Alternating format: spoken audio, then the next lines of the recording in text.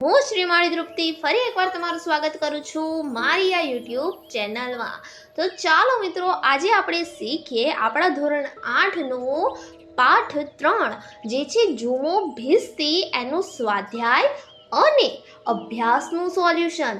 તો જુમો ભીસ્તી પાઠમાં અભ્યાસ અને સ્વાધ્યાય બંનેના પ્રશ્નોના સોલ્યુશન સાથે આજના આ વિડીયોમાં તમારું સ્વાગત છે। તો ચાલો ફટાફટથી ટાઈમ બગાડ્યા વગર આપણે જોઈએ જુમો ભીસ્તી પાઠનો અભ્યાસ।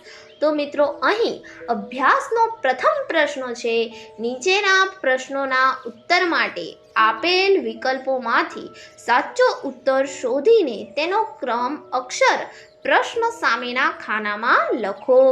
અહીં મિત્રો પુસ્તકમાં આ પ્રમાણે આપણને પ્રશ્ન આપેલો છે। પહેલો પ્રશ્ન છે, જુમાની વેણુ પ્રત્યેની લાગણીને શું કહેવાય? ઓપ્શન આપ્યા છે ક માનવ પ્રેમ, ખ પશુ પ્રેમ, ગ માનવતા, ઘ લાગણી વેડા।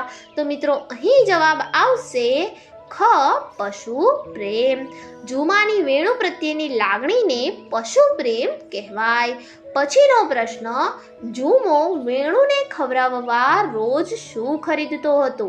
ઓપ્શન આપ્યા છે ક જુવાર, ખ બાજરી, ગ ગદબ, ઘ સૂકું ઘાસ। તો મિત્રો અહીં જવાબ આવશે ગદબ। જુમો વેણુને ખવડાવવા રોજ ગદબ ખરીદતો। ચાલો પછીનો પ્રશ્ન જોઈએ, જુમો કોના ઉપર બેસીને પરણવા ગયો હતો? ઓપ્શન આપ્યા છે ક હાથી ઉપર, બ ઘોડા ઉપર, ગ પાડા પર કે ઘ વેણુ પર। તો મિત્રો અહીં જવાબ આવશે ઓપ્શન ક હાથી પર। જુમો હાથી પર બેસીને પરણવા ગયો હતો। આના પછીનો આપણા સ્વાધ્યાયનો પ્રશ્ન છે, નીચેના પ્રશ્નોના 1-2 વાક્યોમાં ઉત્તર આપો। એમાં પહેલો પ્રશ્ન આપણને આપ્યો છે, પાડાનું નામ વેણુ કોણે પાડ્યું હતું? તો અહીં ઉત્તર આવશે પાડાનું નામ વેણુ જુમાના કોઈ મિત્રએ પાડ્યું હતું। પછીનો પ્રશ્ન, વેણુનો બચાવ શક્ય ન લાગતા જુમો શો નિર્ણય કરે છે? અહીં ઉત્તર આવશે વેણુનો બચાવ શક્ય ન લાગતા જુમો વેણુની સાથે મોતને ભેટવાનો નિર્ણય કરે છે।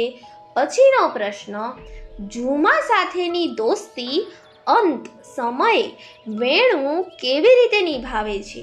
અહીં ઉત્તર આવશે અંત સમયે પોતાની ગોદમાં ભરાઈને બેઠેલા જુમાને વેણુ માથું મારીને પાટાથી દૂર ફેંકી દે છે। આ રીતે અંત સમયે વેણુ જુમા સાથેની પોતાની દોસ્તી નિભાવે છે। તો ચાલો મિત્રો, હવે જોઈએ આપણે જુમો ભીસ્તી, આપણો સરસ મજાનો પાઠ અને એનું સરસ મજાનું સ્વાધ્યાય। આ આખા સ્વાધ્યાયનું સોલ્યુશન હવે આપણે કરવાના છીએ। અહીં આપણને સ્વાધ્યાયનો પહેલો પ્રશ્ન આપ્યો છે, નીચેના પ્રશ્નોના સવિસ્તાર ઉત્તર આપો।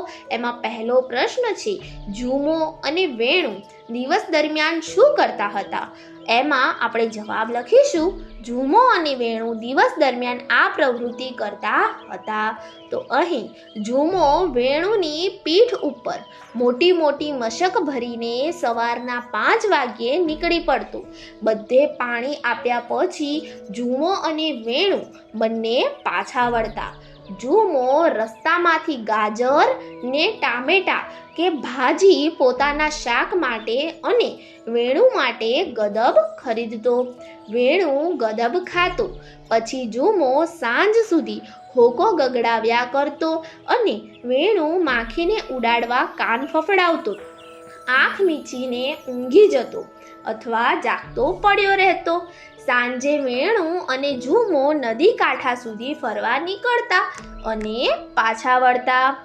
તો આના પછીનો આપણો પ્રશ્ન છે, જુમાએ વેણુને બચાવવા કયા પ્રયત્નો કર્યા? તો અહીં મિત્રો આપણે જવાબ લખીશું, જુમાએ સૌપ્રથમ વેણુના ફસાયેલા પગને આમ તેમ મરડીને કાઢવાનો પ્રયત્ન કર્યો।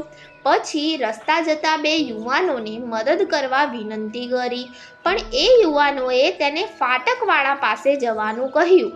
એવામાં ટ્રેનનો સિગ્નલ મળ્યો।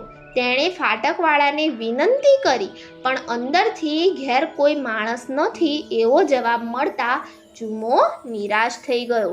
આમ જુમાએ વેણુને બચાવવા અનેક પ્રયત્નો કર્યા. આ પ્રમાણેનો જવાબ આપણે અહીં મિત્રો લખીશું. ચાલો હવે આના પછીનો પ્રશ્ન જોઈએ. વાર્તાના છેલ્લા વાક્યનું શું મહત્વ છે તે સમજાવો. તો અહીં જવાબ આવશે, વાર્તાના છેલ્લા વાક્યનું મહત્વ એ છે કે આજે પણ જુમાને વેણુનો સંબંધ આત્મા રૂપે જીવિત રહી ગયો છે. તેથી આજે પણ દરરોજ સવારે જુમો ત્યાં આવે છે અને 3 વાર વેણુ વેણુ વેણુ બોલીને તેના માનીતા પથ્થર પર ફૂલ મૂકે છે. આ વાક્ય એકબીજાનો પ્રેમ અને દોસ્તીની વફાદારીનું મહત્વ સમજાવે છે. તો ચાલો મિત્રો, હવે જોઈએ આપણે આપણા સ્વાધ્યાયનો બીજો પ્રશ્ન, જે છે નીચેના પ્રશ્નોના ઉત્તર વિચારીને લખો. પહેલો પ્રશ્ન, જુમાની જગ્યાએ તમે હો તો શું કરો? તો અહીં આપણે જવાબ લખીશું, જુમાની જગ્યાએ જો હું હોત તો પાટા ઉપર ઊભા રહીને હાથ ઊંચા કરીને ટ્રેનને રોકવાનો પ્રયત્ન કરું. પછીનો બીજો પ્રશ્ન, શું બન્યું હોત તો વેણુ બચી ગયો હોત? અહીં આપણે જવાબ લખીશું, પેલા 2 યુવાન મિત્રોએ જો વેણુના ફસાયેલા પગને બહાર કાઢવામાં મદદ કરી હોત અથવા તો ફાટકવાળાએ સિગ્નલ ફેરવ્યું હોત તો વેણુ બચી ગયો હોત. પછીનો પ્રશ્ન, તમને ગમતા પ્રાણી માટે તમે શું કરો છો? અહીં જવાબ લખીશું, મને ગમતું પ્રાણી ગાય છે. તેને હું લીલા ઘાસનો ચારો તથા ચોખ્ખું પાણી પીવડાવું છું. તેની જગ્યા સ્વચ્છ રાખું છું. તેને માટે છાપરાની વ્યવસ્થા કરી છે. તે બીમાર પડે કે તુરંત જ ઉપચાર કરાવું છું. રોજ સાંજે તેને ફરવા લઈ જાઉં છું. હું ગાયને ખૂબ વહાલ કરું છું.